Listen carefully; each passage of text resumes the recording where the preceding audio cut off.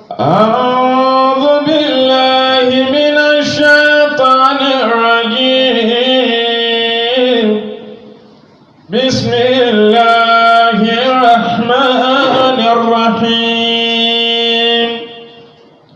طلوع شهري بقولي سبحان ربي العالمين في كل وقت وحالي سبوك رب الأنام. طلوع شهري بقولي سبحان ربي العالمين بكل وقت وحالي سبوك رب العالمين. أميرنا ذو الجمال أقامنا في الأمام فإنه ذو الجلال مديرنا ذو الكلام فذو وئام قوام كلام بالسلام فصيح لا ريب فيه ربنا ذو العظام. طلوع شهري بقولي سبحان ربي العالمين بكل وقت وحالي سبح رب الأنام. ألا فإن رب الأبيه مديرنا ذو القيام أواد فيما أتاه إله رب الأنام بسام بالناس دوما وربنا كالهمام أنم به يا إلهي في الخير حتى القيام. طلوع شهري بقولي سبحان ربي العالمين في كل وقت وحالي سبح رب العالمين. على مدد حياة سلام أستاذنا بسلام والفضل يا ربي دوما من حسد ذا الزمام ومن يا ربي دوما بكيد ذا الكرام ختمت نظمي بحمدي بالهدايات آمين وبصلاة قومي على رسول سلامي. طلوع شهري بقولي سبحان ربي العالمين في كل وقت وحالي ذكر رب العالمين. adúpẹ́ lọ́dọ̀ Ọlọ́run. Alhamdulillah. ká tún dúpẹ́ lọ́dọ̀ Ọlọ́run. Alhamdulillah. ẹ jẹ́ a dúpẹ́ lọ́dọ̀ Ọlọ́run ká dé ládé. Alhamdulillah Rabbil alamin. ẹni tó fa ẹjọ́ pẹ́ wa ó bu háyà. Allah. àwa náà la bẹ̀rẹ̀ Ramadana yìí ní tílẹ̀ bá fi ṣúlẹ̀ ní ìka nínú ìdá mẹ́ta tá a tún bẹ̀rẹ̀ kejì nínú ẹ̀ yóò máa di méjì. Allah. ń já sí pàwẹ̀ wa tá a bá sínú tèní àwẹ̀ wa yóò máa jẹ́ 12. àwọn kan bá wa bẹ̀rẹ̀ rẹ̀ bẹ́ẹ̀ wọn ò sí láyé mọ́. ń bẹ bẹ́ẹ̀ lágbàlagbà ń bẹ bẹ́ẹ̀ lọ́mọdé.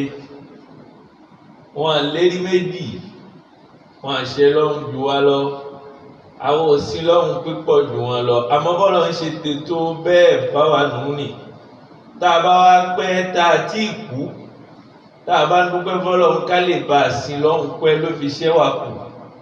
ọlọ́run wá jẹ́ ká ṣoríire àti sìn pẹ́. Àmín. láyà wa kó lè bá a pọ̀ sí. Àmín. ọlá la ilaha illallah. Àmín. ọpẹ́ bẹ́ẹ̀ ni lakọ́dá fọ́lọ́hun. Alhamdulillah, alhamdulillah, alhamdulillah, rabbil alamin, alhamdulillah, rabbil alamin. ẹgbẹ̀ta dúpẹ́ fọ́lọ́hun atọ́rọ ìkẹ́gẹ̀ fàdíwálé wa Muhammad Sallallahu alaihi wasallam. àfáwà ńlá ni tó jáde nínú yunifásitì ọlọ́run Allah. tó ṣe pé àfáàtà fìràn tí ó kọ́ ní Jìbìrìlù Allah. tó ń gbaṣẹ́ náà ó gba gbogbo ohun tí ó kọ́ ó gbà á lọ́dọ̀ ọlọ́run wá rán Jìbìrìlù pé kó kọ́ báyìí àti mọ́ rẹ̀ àti ha rẹ̀ ọlọ́run náà ló ṣiṣẹ́ ló wá pé lára ẹ̀. gbogbo wa tàbí láyé lálọ́gà lálẹ́ ni ó kọ́ wa àmọ́ Nábì Muhammad kò sọ́gà kankan fún nílé ayé. Sallallahu alaihi wasallam. ẹ̀ṣà tá a ṣe fóun òun nù ní ìkẹ́ àtọ̀là ọlọ́run kó máa bá. Wa mablagul ilmi fihi annahu basharun wa annahu khayru khalqillahi kullihim. مولاي صل وسلم دائما أبدا على حبيبك خير الخلق كلهم. ẹni ẹ̀ṣà ní bọ́láwọn bá ṣe ṣàlẹ́ṣà ní tiẹ̀ iná nù ní atọrọ fún ìkẹ́ ọlọ́run kó máa bá. Àmín. Àmín. kó máa bá gbogbo àwọn aráalé ẹ̀. Àmín. kó Àmín. máa bá àwọn sàábé ẹ̀. kó máa bá gbogbo àwọn tí wọ́n tún gbẹ́sẹ̀ lérí pa wọn. Àmín. ọlá la ilaha illallah. Àmín. àwa tọrọ fún àwọn táwa náà tara àwọn gba mímọ̀ àwọn àfáà wa tí wọ́n mọ̀ wá tí wọ́n kọ́ wa àwọn àfáà wa tá a mọ̀ tá a gba mímọ̀ lára wọn lára tíra wọn akétíra àwọn àfáà wa ni wọ́n ń ṣe. gbogbo àwọn tí wọ́n ti kọjá bẹ̀rẹ̀ lórí àfáà wa ṣé Mahmudu àti àwọn bàbá wa Mujaddiduddin Damara bàbá wa Káfù ni bàbá wa Rashadu bàbá wa Mukhtar gbogbo àwọn àfáà ńláńlá Ọlátúnjí bàbá wa Abdulgani gbogbo àwọn tí wọ́n ti lọ ní bàbá wa màmá àbá wa Bíjẹ́njáni Lọ́rẹ́tó gbogbo àwọn àfáà ní tí wọ́n ti kọjá àwọn ni wọ́n jẹ́ kí Al-Qur'ani kíkẹ́ ó wù wá ìkẹ́ ọlọ́run àánú ọlọ́run kó máa bá wọn. Àmín. ẹ̀ lọ́wọ́ kẹ́ dákun ṣàlékún rẹ̀ fún wa. Wa walidina walina wa jiratina wa kulluna sayyidin lil'afwi muftaqirun wa kulluna sayyidin lil'afwi muftaqirun. Allahu yarhamuhum. Allahu yukrimuhum. Allahu yab'athuhum في أحسن صورهم. lẹ́yìn ìgbà tá a tọrọ fún àwọn tó kọjá ní àwọn tí wọ́n wá ṣẹ́kù tó ṣe pé àfáà wa ni wọ́n ń ṣe bẹ̀rẹ̀ lórí bàbá wa Hamza Huzaifa ìmáàmù àgbà nínú ìlú ọlọ́run bá wa ṣe dáadáa fún wọn Àmín. bá wa tọ́jú wọn má dètò ẹ̀sìn rú mọ́ wọn lọ́wọ́ Àmín. àtàwọn bàbá wa là ń lù ọlọ́run dákun bá wa ṣe dáadáa fún wọn bàbá náà jẹ́ àrí wọn pẹ́ jẹ́ àrí wọn jìnnàjìnnà má jẹ́ wọn kù láàrùn lọ́wọ́ má jẹ́ wọn kù lékú lọ́wọ́ ọlọ́run dákun gbogbo ìgbà tá a máa rí wọn jẹ́ a máa rí wọn bí ọ̀dọ́ àfáà wa àgbà bàbá wa àgbà Ìlọlá ọlọ́run bá wa ṣe dáadáa fún wọn gbogbo àwọn tẹ̀sírí àgbà ọlọ́run bá wa ṣe dáadáa fún wọn gbogbo àwọn ìmáàmù tí wọ́n ń bẹ nínú ìlú ọlọ́run dákun bá wa ṣe dáadáa fún wọn bàbá wa olórí ráàtì bí àgbà ọlọ́run bá wa ṣe dáadáa fún wọn ìlú Àjàṣẹ́ ọlọ́run má jẹ́ ó bàjẹ́ láéláé ìlú Benin ọlọ́run má jẹ́ ó dàrú ayé tá ń bẹ nínú ọlọ́run má jẹ́ ó bàjẹ́ la ilaha illallah inna atainaka. Bismillahir rahmanir rahim inna a'tainaka al-kawthar fasalli li rabbika wanhar inna shani'aka huwal abtar. Ìta wọn bá bọ̀ nínú tẹ̀fìsírì wa iná ni ntọ́lọ́wọ́ bá fẹ́ téèyàn bá fẹ́ kálù Kùránì ntọ́lọ́wọ́ bá fẹ́ ni pé ká tó wọ̀nú ẹ̀ ká ṣe a'udhu billahi minash shaitonir rajim kí nìdí táàbí máa ṣe a'udhu billahi minash shaitonir rajim ọlọ́wọ́ bá ló gbé kalẹ̀ bẹ́ẹ̀ nítorí kí ni. فإن الاستعاذة بالله من الشيطان الرجيم ìmọ̀ fọlọ́wọ́ ṣọ́ra ká tó kálù Kùránì. إنما تجعل الله سبحانه وتعالى يقوي نقط الضعف فيك. ọlọ́run ọba nígbà tó bá fi wá ṣọ́ra yóò wá mú ààyè tó lẹ lára rẹ táṣetánì lè ti bẹ̀ gbà wọlé ọlọ́run á wá dáàbò bò bẹ̀ fún ọ àwa sọ ẹ̀dá lágbára níbẹ̀.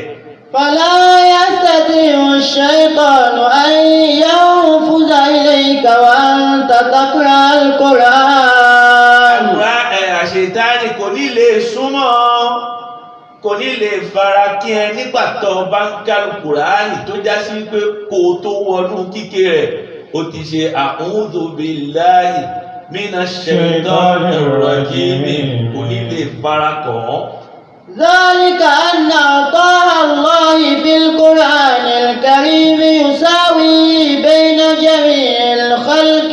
nítorí wípé kíké Al-Kùránì ni yóò wá mú wípé kọ́lọ́wọ́ ọba fúnra ara rẹ̀ kó kù ẹ̀dá yóò mọ̀ wá ṣe déédéé kíni. يساوي بين جميع الخلق.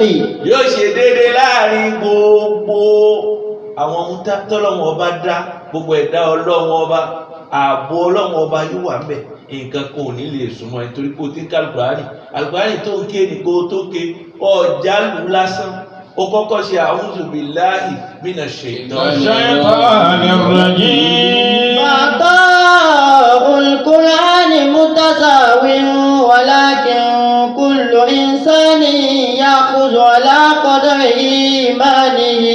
bákan náà ni ààbò àti ẹ̀bùn tọ́lọ́wọ́n bá fẹ́ bùn wá lára Al-Kùránì bákan náà ni àmọ́ bákan náà kọ́ láti gbà ẹ̀dá kọ̀ọ̀kan yóò gba ẹ̀bùn ni àti ààbò ni lódiwọ̀n agbára rẹ̀ àti gbìyànjú rẹ̀ ní Al-Kùránì.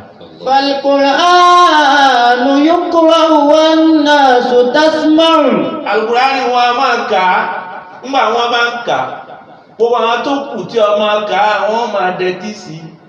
ولكن هل يتقبل الجميع القرآن تقبلا متساويا؟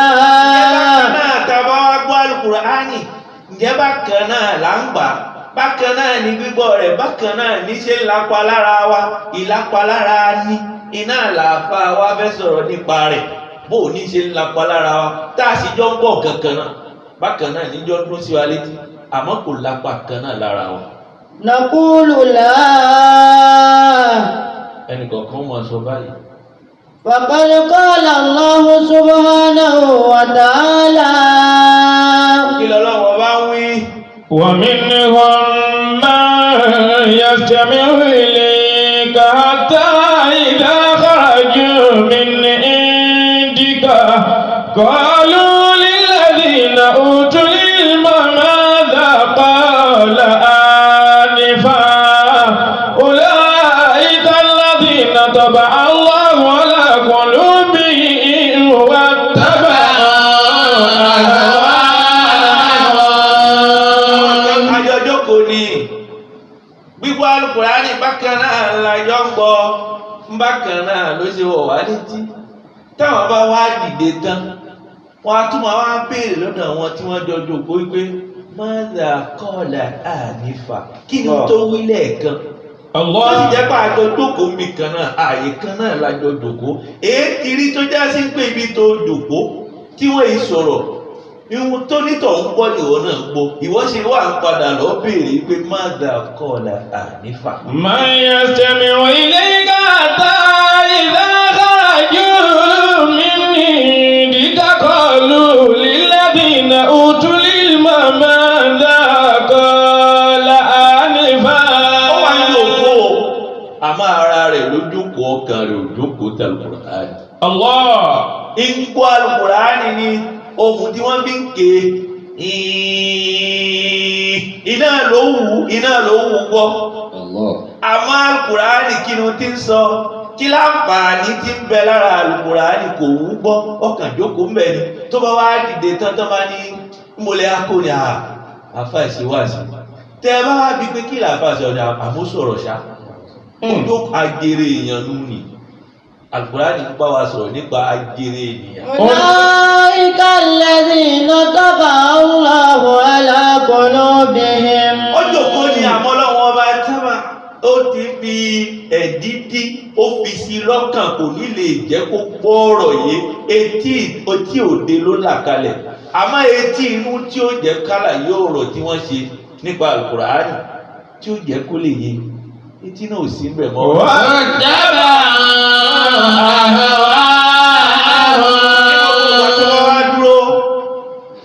mùsùlùmí làwọn náà ọkàn mi mọ́ o ẹkàn lè máa wo bíbẹ̀ ọkàn mi mọ́ mo nígbàgbọ́ jù yín lọ ìmánì ń bẹ lọ́kàn mi ẹ̀yin lẹ ń wò bẹ́ẹ̀.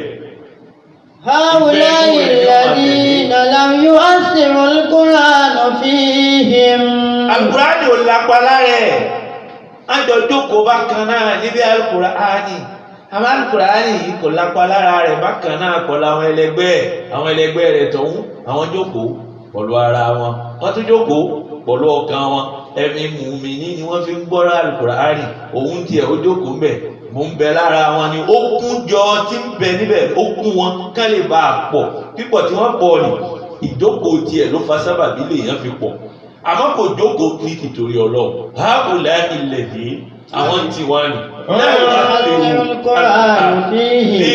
Al-Qur'ani ò lápá lára wọn. ولكنه أثر في المؤمنين الذين استمعوا إليه. àmọ́ Al-Qur'ani ẹ̀kan náà tí mùmíní bá ti ń gbọ́ àwọn mùmíní tó bá ti ń gbọ́ lẹ́ ẹ̀kan náà ni wọ́n máa lápá lára rẹ̀.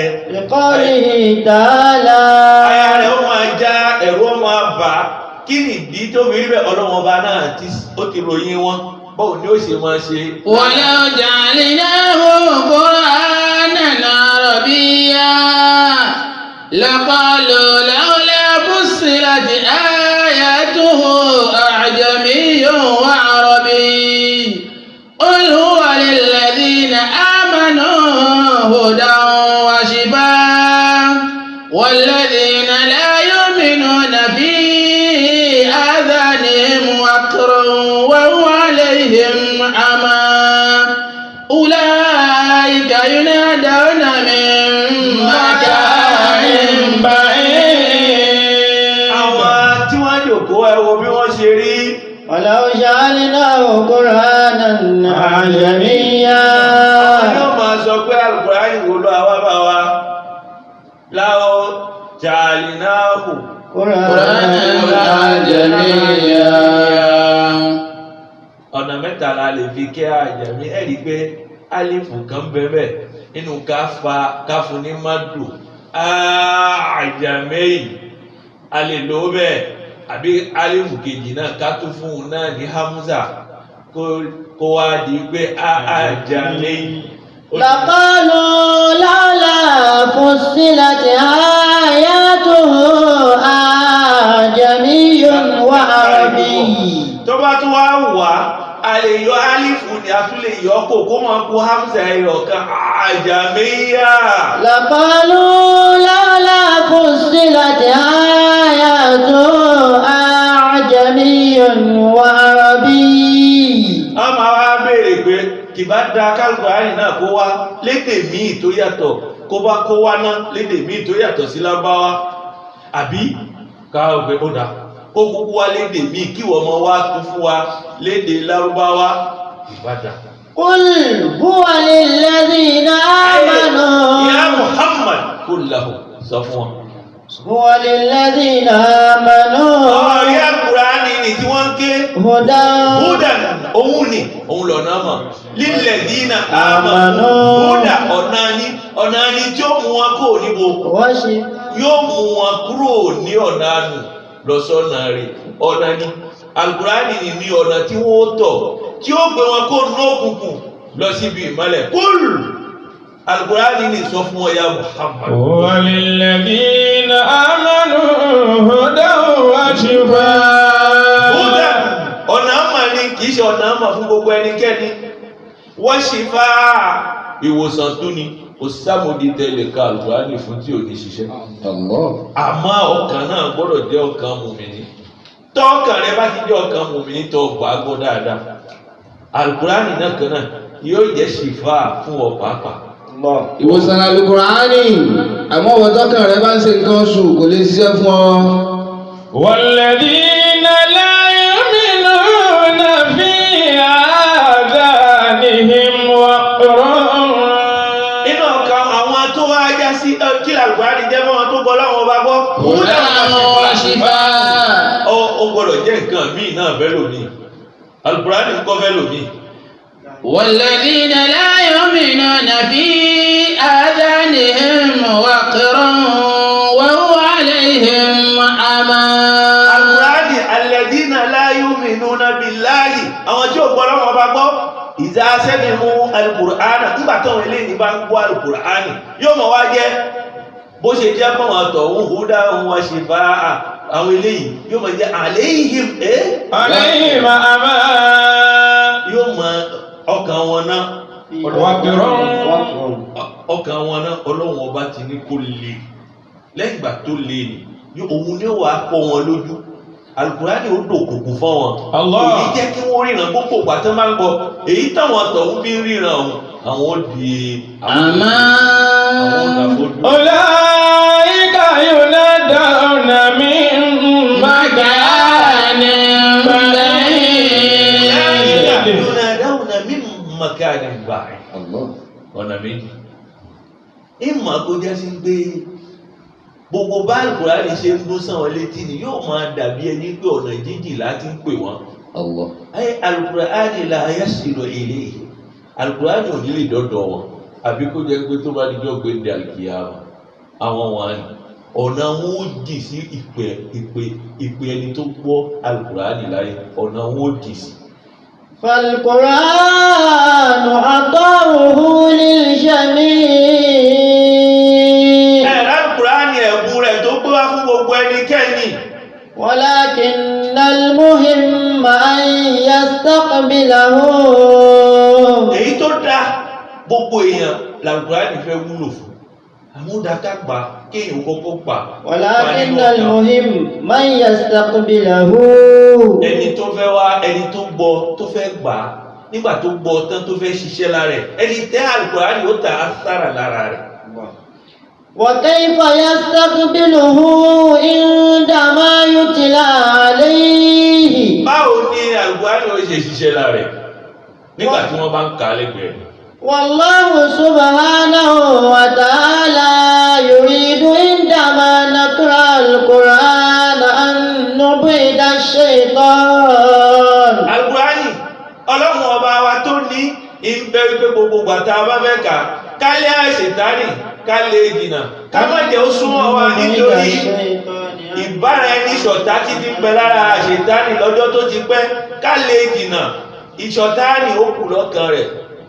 قبل أن يبيدنا هو عن منهج الله وعن آياته ìwọ tètè lé ìdìnà sí rárá rẹ kó wọn tó lé ìdìnà lérí ọ̀nà ọlọ́run lé ìdìnà ṣáájú wọ́n náà ti lé àṣetánì lé ìdìnà wọ́n jẹ́ ó súnmọ́ jẹ́ kó wọn lọ kọ́nà rẹ̀ dì sọ́ọ̀ bá lé ìdìnà òun ni ó lé ìdìnà nínú kó bẹ̀rẹ̀ sí fẹ́ ké lẹ́ẹ̀kan náà kó wọn bẹ̀rẹ̀ sí wọn gùn ẹ́ kó máa wò ó pé èyí tí mo ké náà ti tó. èyí mo kí náà tó nàfọ́ ń ta mí. وبما أننا لا نرى الشيطان هو يرانا.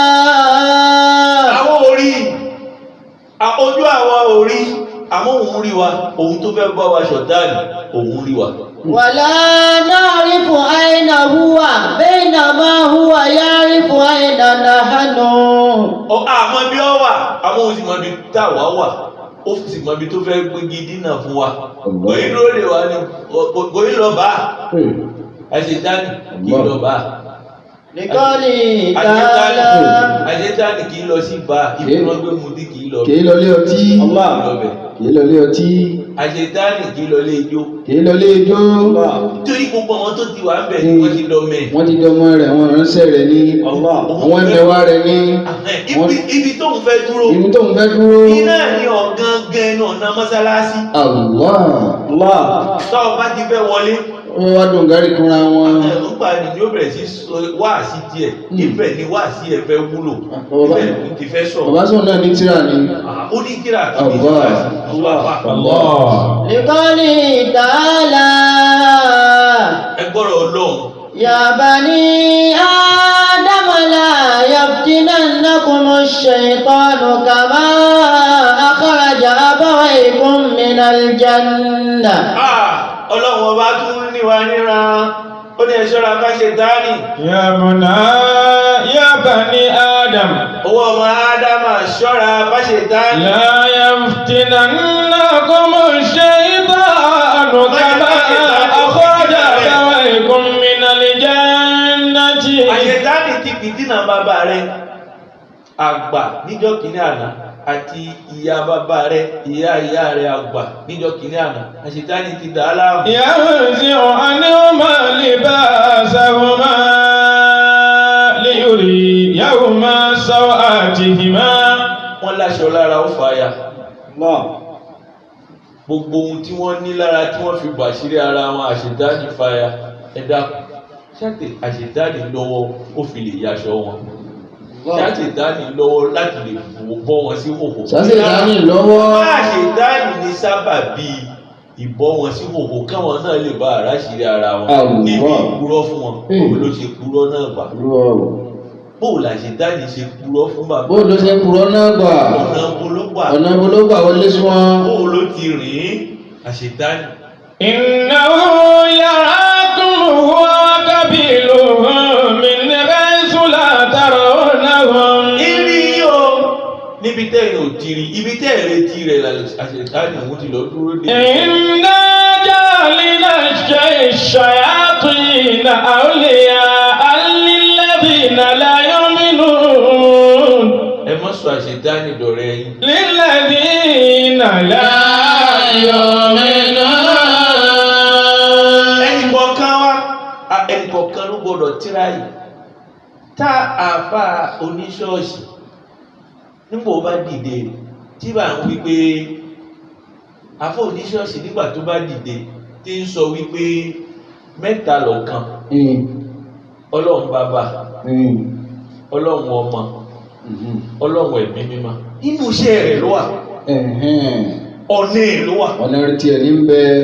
nígbà tí ẹni tí ń sin òòṣà bá lóòṣà nígbà ó bá dìde tí bá ń lo agogo ẹ̀ kógúló tí ń lo agogo ẹ̀ kógúló tí ń sọ fáwọn èèyàn pé òun lágẹ̀ẹ́ òun máa ṣẹ́ tàgẹ́ ṣe iṣẹ́ báyìí làgẹ́ máa ń ṣe ọ̀nà rẹ̀ ló wà. ọ̀nà tiẹ̀ náà ní bẹ́ẹ̀. àmọ́ ohun tá a fi rán mùsùlùmí. ohun tá a fi rán mùsùlùmí. òun ni ashhadu an la ilaha illallah wa anna muhammadan rasulullah. kí ni ohun tá a fi rán mùsùlùmí kó wọn mọ̀ yí pé ọlọ́run ọ̀kan ní kul huwa Allahu ahad. nígbà tá a bá bá dúró tó ń fojoojúmọ́ sọ pé àjẹ́ wà ayé wà ǹjẹ́ kò máa tako iṣẹ́ tó gbé lọ́wọ́ tó jẹ́ tiẹ̀. ihun tó dá pàápàá ní gbogbo ìgbà tó bá dúró òun ni kó mọ̀ sọ wípé nǹkan kan ò sí àfọlọ́. àmọ́ nígbà pọ̀ ìgbà tá àpá bá ń sọ wípé ayé kan wà ẹ sá fún wọn ó wà níbì kan ó wà lọ́nà ibì kan wàláhì ìṣiṣẹ́ oníṣẹ́ ni ó fọ̀nà iṣẹ́ tiẹ̀ lẹ̀ nítorí iṣẹ́ tiẹ̀ òun ni kó sọ fún wọn yẹn pé kúl huwa Allahu ahad. àmọ́ ó takora wọn ká máa gbọ́ lẹ́nu àwọn tí kíṣẹ́ ọlọ́run kíní kan bẹ òun lágbára ibẹ̀ lágbára wà ó dà gẹ́gẹ́ kéèyàn máa ṣe apology jùmbá kéèyàn máa gbé yẹn so ó takora wọn ó wà contradictoire kéèyàn ó bẹ̀rẹ̀ sí máa sọ wípé àfáà ni ohun tó wọ́n gbé lọ́wọ́ tíra rẹ̀ ohun tí tíra náà sọ fún ni pé kúl sọ wípé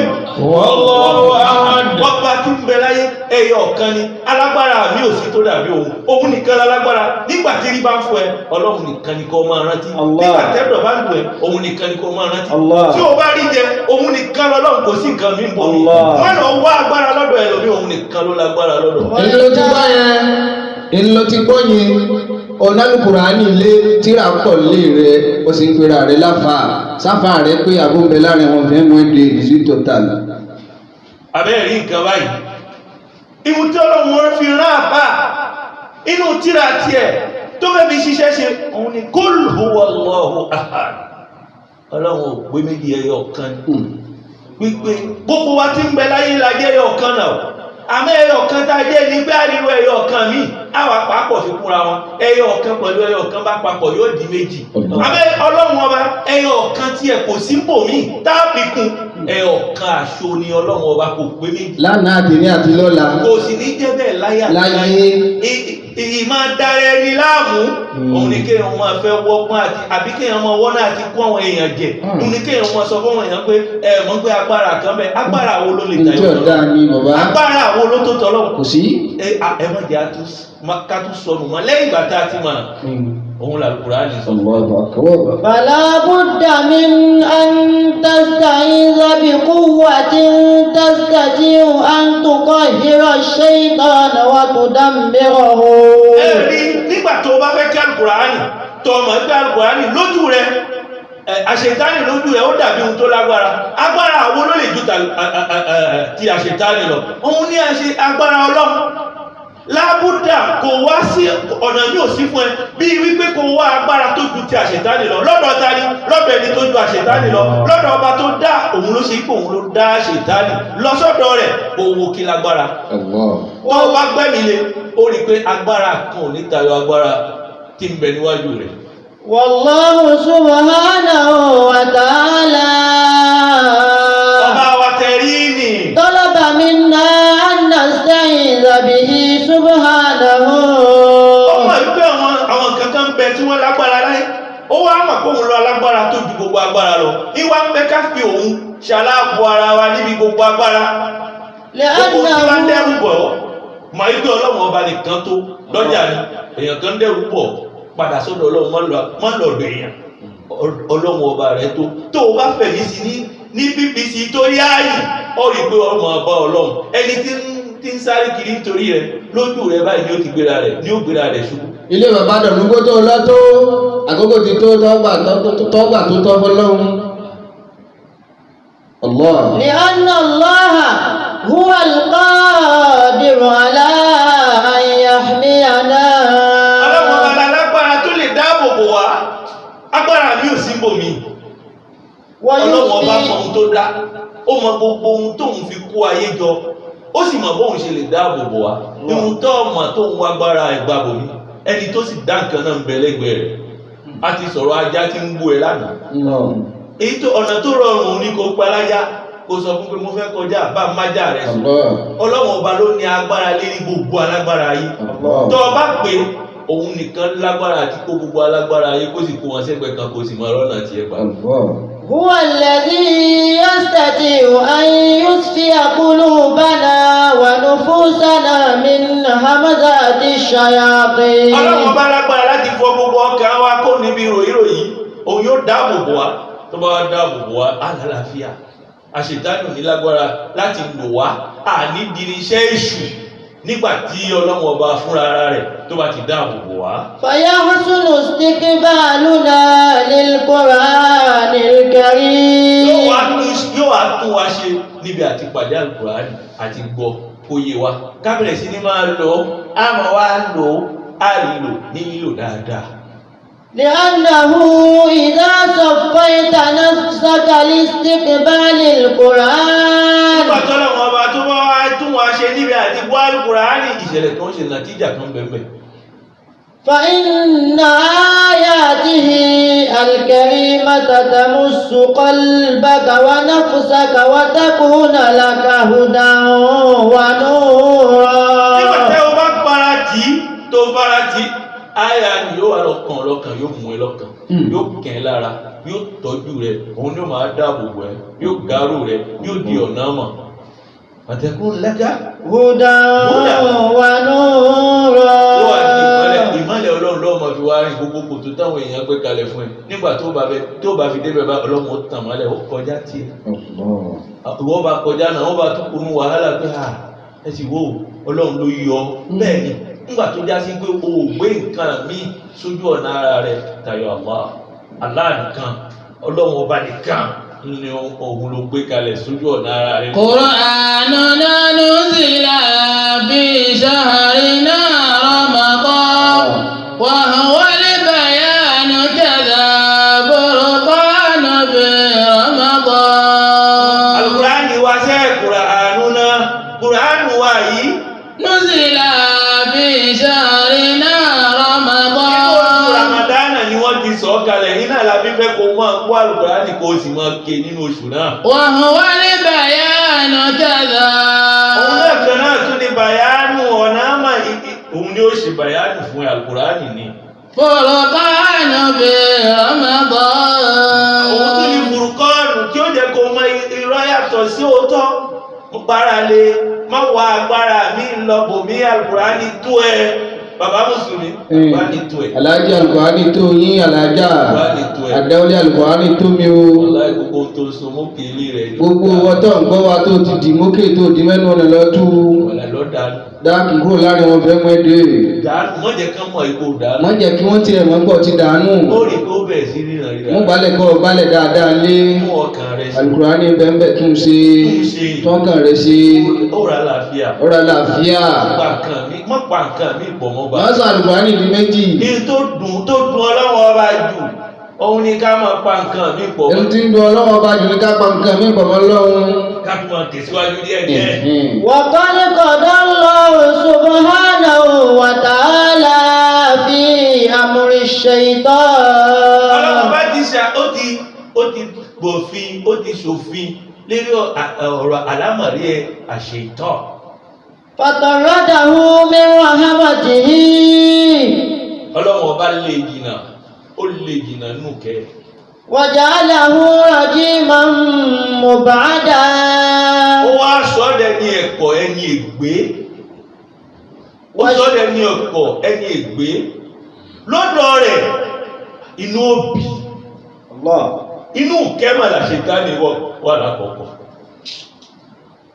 Ó gbénú àlìjánnà. Àfáà ni fáwọn màlẹ́kà. Ó kọ́ wọn tí ó fún gbàgbọ́rọ̀.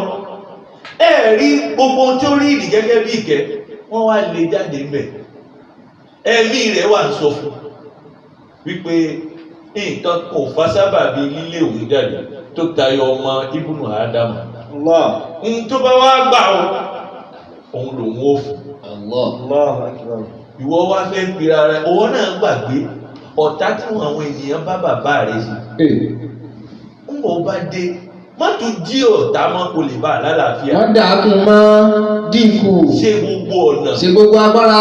Kọ́ta ó má tó kún ọ̀tá. Tọ́ fi kásẹ̀ ọ̀tá kọ̀ ńlẹ̀. Ó lálàáfíà. Ó wà lálàáfíà dáadáa. Ó ṣẹ̀ṣẹ̀ di Mùsùlùmí òdodo nu. Àmọ́ tó bá ní wọ́n ṣe báyìí fún àbá. Àmọ́ kò dé lọ fà á kékọ́rí. Èmi náà ṣe báyìí fún Ẹ ò ní gbà.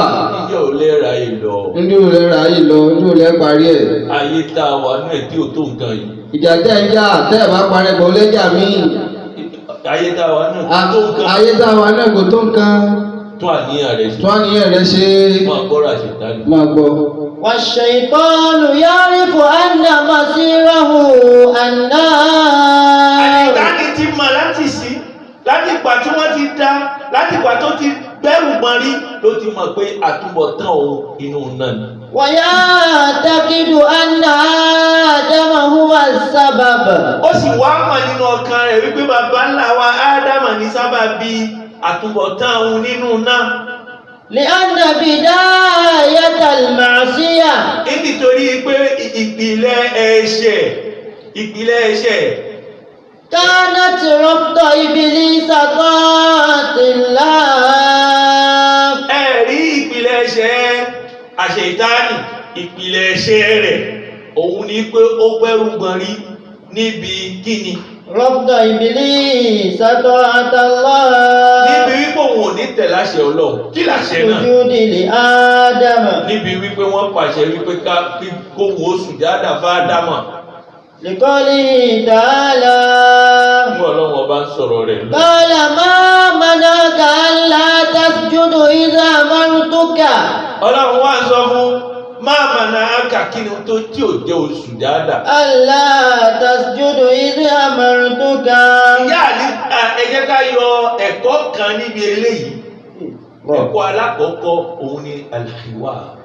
الحوار بين الله le dialogue. En toute chose, il faut instaurer le dialogue. الله. tá a lọ kí tá a ní Ìbílísù lẹ́gbẹ̀ẹ́ ọba kàyàkàyà pọ̀lú bí Allah ṣe ọlọ́run ọba ọ̀gá àgbà ni bó ṣe dáa tó já sí pé òun ló dá Ìbílísù ọlọ́run tó gbà láàyè ọ̀rọ̀ pé ká tó bọ̀ wí ẹja bí léèrè kílẹ̀ ṣe. kí ló dé. ما منعك ألا تسجد إذ أمرتك. kí ni sábàbí tó fi tẹ̀lé àṣẹ mi nígbà tí mo ní kó sùjádà kí ló dé. قال أنا خير منه خلقتني من نار وخلقته من طين. ó ní ewu tí mo rí ń bẹ̀ ni pé èmi dá ìdó torí pé lára aná ló dá mi òun tiẹ̀ ẹrọ̀fọ̀ ló dá rírí ìyìn kí wọ́n á lọ tẹríba béèyàn kan tó dá lára ẹrọ̀fọ̀ tí èmi sì lágbára iná tí ń jóyàn kò ṣeé ṣe fún mi ìjọra ẹni lójú nù ó jọra rẹ̀ lójú ó jọra rẹ̀ lójú tọ́pọ̀ ó pọ̀ bò háì الله. kí ni ìjọra ẹni lójú a máa fà fún yàn ìparun òun náà máa jọra ẹ lójú lé yín ìparun ní máa fẹsẹ̀ fẹsẹ̀ ìparun ní máa ń fà ọmọ ẹ̀yà Ọlọ́run àwọn ẹlẹgbẹ́ rẹ̀ ẹjọ́ dìde ni ẹjọ́ dìde ní ibẹ̀ ẹjọ́ ń gbá bọ́ọ̀lù kiri àdúgbò tẹ́lẹ̀ ni Ọlọ́run mọ̀ọ́mọ̀ ó ṣà ẹ́ ó lẹ́sẹ̀ sì wá ṣe ẹlẹ́sà láàrin wọn ó ní kí wò ó yàn jù wọ́n lọ. ó ní kí wọ́n yẹn dúdú wọn lọ. lọ́ọ̀lá náà tó bá fẹ́ fún wọn nítorí Ọlọ́run. bàbá fún wọn ní ọlá rẹ fún wọn torí Ọlọ́run ni o. má fọlá náà bá wọn lójú tó bá fẹ́ fún má wọn. fọlá rẹ ni wọ́n ń gbà hùn kò ní wúlò. kò ní wúlò fún ọmọ. wọn ò ní mọ iye. wọn ò ní mọ iyì rẹ̀. tó o bá sì fẹ́ fún wọn. bàbá sì fẹ́ fún wọn. wàláhì mọ́ fún wọn torí Ọlọ́run. òṣàbọ̀ òkè mi fi mílẹ̀ bó ṣe bá mi. má hùwà ìgbéraga. má hùwà ìgbéraga lérí rẹ̀. tó bá hùwà ìgbéraga. ó bá hùwà ìgbéraga. ọ̀lẹ́ ni àná wọn ní ìlú ẹ lọ. níbo ni wọ́n wà lẹ́yìn. ṣe bá tẹ́ni ni á padà ká. قال فاهبط منها فما يكون لك أن تتكبر فيها. kíburù mọ́tò iná ló kó bá ṣètà bẹ́ẹ̀ náà lọ́mọ èdè ènìyàn mọ́tò àwọn kó bá yà. والكبرياء لربنا صفة به مخصوصة فتجنبنها واتقي مخصوصة فتجنبنها واتقي oníṣẹ́ ní kíburù yìí. والكبرياء mọ́tò لربنا mọ́tò sẹ̀ wọ́n fẹ́ dọ́lọ́hùn ni ọmọ aláàjì ó fẹ́ dọ́lọ́hùn ni àáfà ó fẹ́ dọ́lọ́hùn ni ìyá. sọ́dọ̀ Ọlọ́run ni.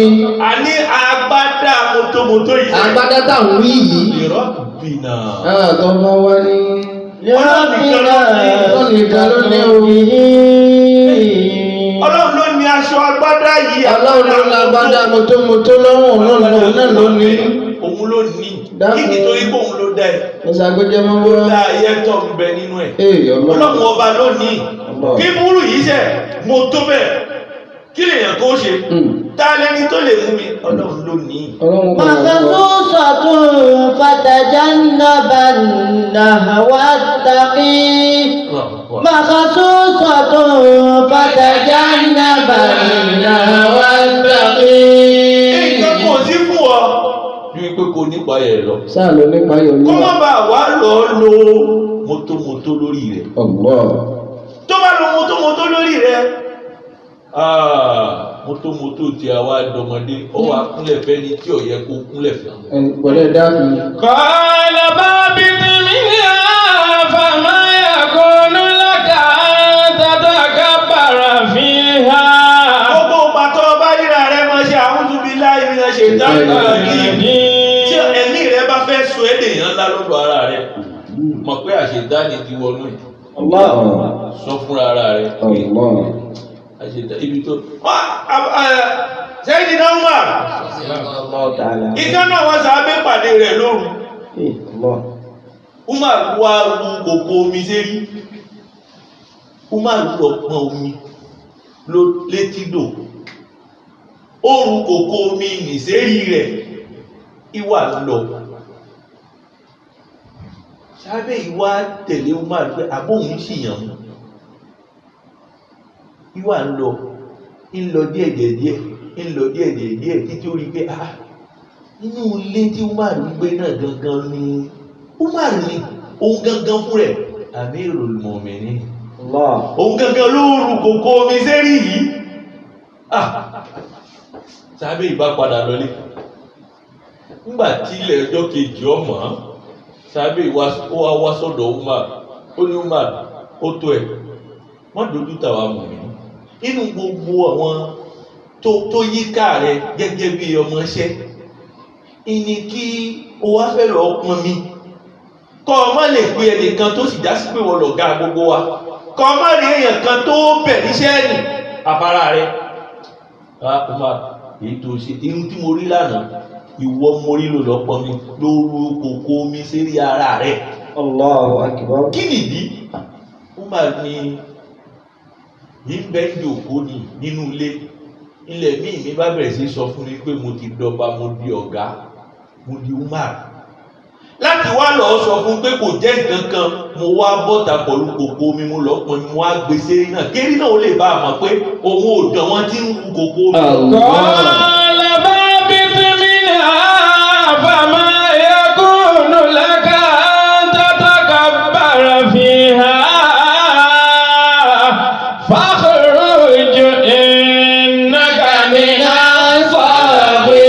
الصاغرين. ọlọ́run ní ń gbà tí wàhálà Ìbílísì pọ̀ gbọ́dọ̀ kèfèrí ìbínú ọlá gbẹdẹmukẹ tó ń bẹ tẹ́lẹ̀ فاخرج nínú ibi tó wà tẹ́lẹ̀ ni ṣé àwa la yọ dẹ́ síbẹ̀ bá jáde kó mọ̀. إنك من الصاغرين. ó ríra rẹ lẹ́ni tó ga tẹ́lẹ̀ ní nákàmínà sọ. Ó ṣe fúlẹ́ńgé fúlẹ́ńgé. aṣọ látẹ̀dí lọ Ee. nínú àwọn èèyàn yẹpẹrẹ lọ́mọ abẹ. Wọ́n ṣàyàfọ́n lé bọ́ta. bá a ṣe lè jáde nù ní. Sọ mọ̀ pé wọ́n ní ilé wọn náà jáde ilé inú. bá a ṣe lè So jáde. ti mọ inú ìjọ tó wà. nígbà wọn náà gbogbo èèyàn ló bá ó mójú wọn. Wọ́n promise rẹ̀ ń kẹ̀kẹ́ ọ̀kadà ń kàn tí ì dé. Òun ní kẹ̀kẹ́ mi fẹ́ ni wọ́n ń gún wọn mọ́lẹ̀. wàhálà wa dé. Lọ́hùn. túbẹ̀ sí Ọtún ṣe ké. túbẹ̀ sí. Ọtún ṣe. ọmọ sì máa ń pè mí tó gbé wà ní Ibi tá a gbé ń gbọ̀ yìí bàbá àlífà. ẹ̀mí rẹ ti Wọ́n ti fẹ́ tún un ṣe. Ọlọ́run ó ràn yín lọ́wọ́. Ọlọ́run ó ràn yín lọ́wọ́ láti tún un ṣe. Ọlọ́run ràn gbogbo wa lọ́wọ́ láti túbẹ̀ sí. Ọlọ́run ràn gbogbo wa lọ́wọ́ láti tún un ṣe. وكانت معصية إبليس في القمة. ẹ rí ohun tí ẹ̀ṣẹ̀ àṣetánì bó ṣe tó afẹ́sọ kí ni agbára rẹ̀ jọ máa ń ṣó àbá. لأنه رد الأمر على الآمر. ó kọ àṣẹ páláṣẹ. قال لن نؤتي ولن أسجد لآدم لأني خير منه. ọlẹ́mi ìní tẹ̀lé ìní sùjádà. هو من طين وأنا من نار. ọ̀pọ̀ ló ti wá inú náà lè ní tiwa wọn ò ní tẹ̀lé. فكأنه لا يرضى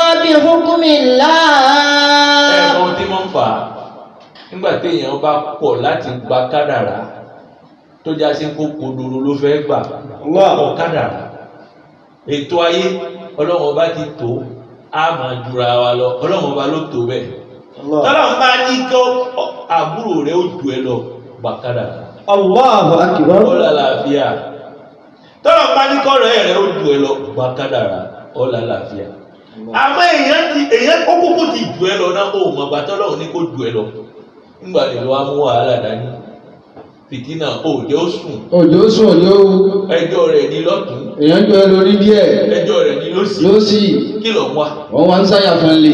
ọ̀ ń dára rẹ láàmú ni ọlọ́run ò ní tìtorí ẹ̀gàn rẹ kó yí kọ́mọ̀sí ń tọ́ fẹ́ sí. pàtàkì jùlọ ẹ̀gàn rẹ yóò tún jẹ́ ga Allahu akbar. gígan tó ń gan ni yóò tún jẹ́ kó ga Allahu akbar. fílẹ̀ ò bẹ lọ́hùn wọ́n bá ń pẹ́ gàn rẹ mọ́ sí pẹ̀ fún ọmọ. wọ́n bẹ lọ́hùn fún máa bí ọlọ́run fún un ni. n kò bá bẹ lọ́hùn fún bọ́ọ̀ bá ti ṣe ìwúṣẹ́ ń bí ọlọ́run rẹ. ọlọ́láàfíà. tí ó dà ìwọ tí ọlọ́run máa dáa. tonítọ̀hún náà ní bàjẹ́ tòǹtọ̀ náà ní bàjẹ́. tí ẹ dà tiẹ̀ dáa. ọlọ́run lè ní kíta àwọn ọmọ tiẹ̀ náà tún dà ọlọ́run lè ní kí táwọn tiẹ̀ náà tún dáa. àmọ́ gbà tí onítọ̀hún rí ṣe àmọ́ gbà wọn tó ń rí ṣe. ìwọ ò rí ṣe ò rí ṣe. ọlọ́run ti ní kí wo lọ ẹ̀yìn ẹ̀ ọlọ́run ti ní kí wọ́n rẹ̀ ọdún yìí wa ẹ̀. ń bínú rẹ̀ ojú wa ń bínú rẹ̀. ọdún dínà fáwọn ọmọ rẹ̀ ojú wa ń dínà fún ọmọ rẹ̀. òun ti jù ẹ lọ ó ti jù àwọn ẹ ọmọ rẹ̀ tó jù ẹ lọ ọmọ rẹ̀ tó jù ẹ lọ. àwọn ọmọ rẹ̀ ó tún jù àwọn ọmọ rẹ̀ àwọn ọmọ ọdọ́mọ rẹ̀ ó tún jù ọmọ rẹ̀ lọ. inú rẹ̀ ni o tún ṣe àlàáfíà ó wà níbẹ̀ mo tún nù rẹ̀ ṣe kálàfíà lè wà ń bẹ́ẹ̀. kò lè rí rọrùn o lè lọ́rùn. nínú ayé rẹ̀ Allah.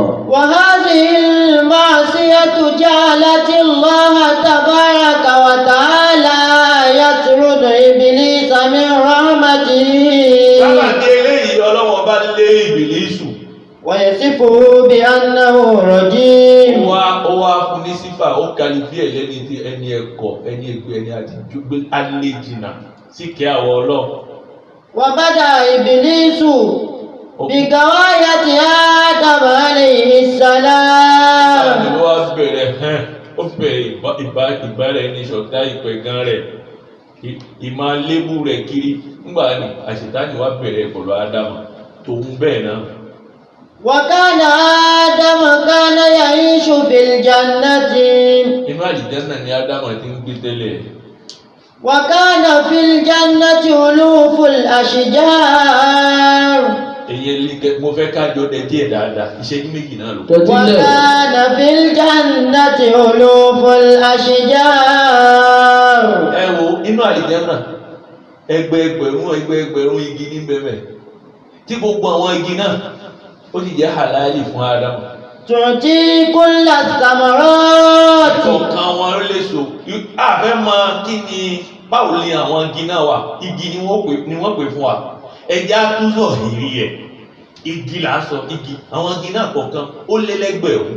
وهي حلال لآدم وحواء gbogbo ẹ̀ sílẹ̀ tọ́ fún ẹyọ kan péré nínú ẹ̀ ẹyọ kan péré nínú ẹ̀ ni wọ́n sọ pé ẹ mọ̀ débi ẹ̀.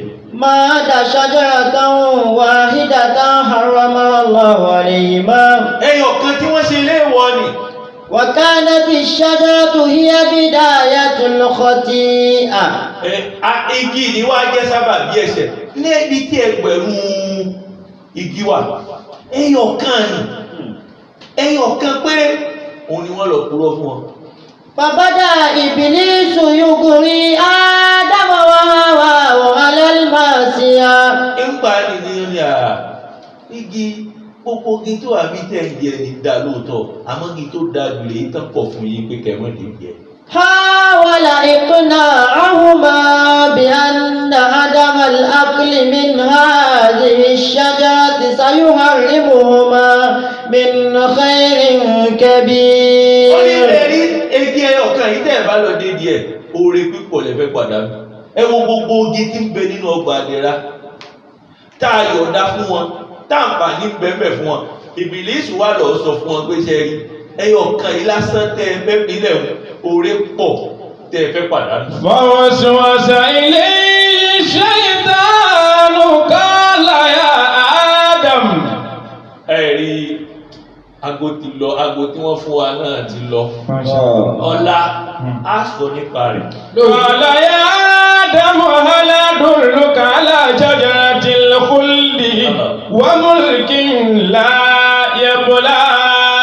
Ojú kúkú tábà ti fún yẹn ní kẹ́ ọ̀kan kó tó yàn. yóò tó ọ. Ẹyọ̀kan ò tó mi wọ́n wá fi kún. kò tó mi. A máa fa ìparun. lójú rẹ fi lé mi. Ìparun Ọlọ́run dákun má jẹ́ ó kàn wá. Ọlọ́run dákun yẹ kí parun kàn wá. Má jẹ́ ó kan ẹni tí ó kàn tí ó kàn. má jẹ́ òkè tí ó kàn tí ó fi kàn wá. Àmín. Lọ́dọ̀ Ọlọ́run. lọ́dọ̀ mi lọ́dọ̀ Ọlọ́run. Gbogbo bá a ṣe ń ṣe yìí. bó bá a ṣe ń ṣe yìí. Àwọn tí wọ́n ń ṣe ṣáájú wa. àwọn tí wọ́n ṣe ṣáájú wa. Wọ́n ti kọjá sálkìyà. wọ́n ti kọjá sálkìyámà. Ọlọ́run bá wa kẹ́ wọn. Ọlọ́run bá wa kẹ́ wọn. Bá wa kẹ́ wọn. bá wa kẹ́ wọn. Ọ̀làlá ẹ̀yà ìlà. ilá ilá wa. Àmín. Ọmọ ìyá wa. ọmọ ìyá wa. Abdul Kabir. Abdul Kabir. IPC. ìpèsè. Ọmọ abúgbùnrin. ọmọ abúgbùnrin. Ọlọ́run dákun bá wa ṣe dáadáa. Ọlọ́run dákun bá wa ṣe dáadáa fún wọn. Àbámọ̀ rí ni kò jẹ́ ó ṣe lẹ́yìn eléyìí. àbámọ̀ rere kó ọjọ́ kí wọ́n ṣe lẹ́yìn eléyìí. Ọ̀làlá ìlà. ẹ̀yà ilá ilá wa. Àmín. lẹ́yìn eléyìí. Bá wa gbé ga jù bẹ́ẹ̀ wọ́n wá gbé wọn ga jù báyìí lọ. Àti gbogbo àwọn tí wọ́n jọ rìn. àti gbogbo wọn tí wọ́n jọ rìn. Ọlọ́run lọ́dọ̀ ọlọ́run lọ́dọ̀ Ọlọ́run. Ọlọ́run ni a mọ̀ padà sí. ọlọ́mọdé á máa padà sí ibú. Ní ti ń dakọ̀ dá ní wọn. ti ń dá àkọ́dá mọ́. Ọlọ́run jẹun mọ̀. ọlọ́run dákun ìṣàdánwò. la ilaha illallah. ọlọ́run lọ́dọ̀ Ọlọ́run. ربنا رب الخلائق ربنا رب الخلائق نجنا من شر زمان ربنا رب الخلائق ربنا رب الخلائق نجنا من شر الزمان واتنا منك سعادة واتنا منك سلامة ورضا ونيل الأمان ربنا رب الخلائق ربنا رب الخلائق نجنا من شر الزمان سبحان ربك رب العزة عما يصفون والسلام